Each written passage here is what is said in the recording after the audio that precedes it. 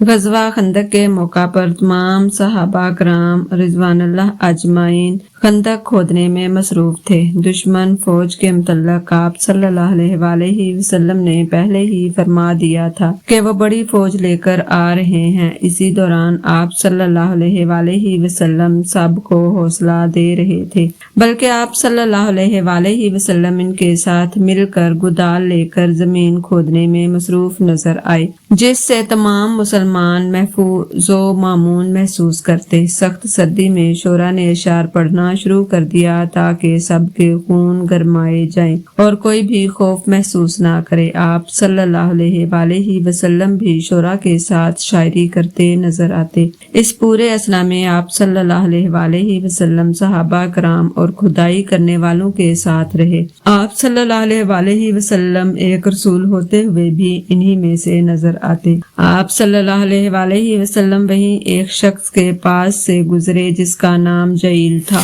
آپ صلی اللہ علیہ وآلہ وسلم نے ان کا نام تبدیل کر کے عمر رکھا۔ خندق میں کام کرنے والوں نے جب سنا کہ جعیل کا نام حضور صلی اللہ علیہ وآلہ وسلم نے تبدیل کر دیا ہے تو سب نے با آواز بلند شعر کہنا شروع کر دیا۔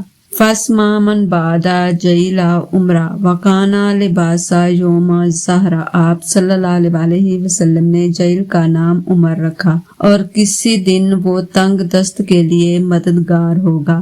اور جب شعراء لفظ عمرہ کہتے تو آپ صلی اللہ علیہ وآلہ وسلم بھی ان کے ساتھ عمرہ دہراتے، اور جب وہ لفظ زہرہ کہتے تو آپ صلی اللہ علیہ وآلہ وسلم ان کے ساتھ زہرہ دہراتے۔ کیا منظر کشی کی گئی ہے آپ صلی اللہ علیہ وآلہ وسلم اور وہاں کام کرنے والوں کی۔ آپ صلی اللہ علیہ وآلہ وسلم ان کے ساتھ کام بھی کرتے، ان کے شعر گوئی میں ان کے ساتھ اشعار بھی دہراتے اور مسکراتے بھی۔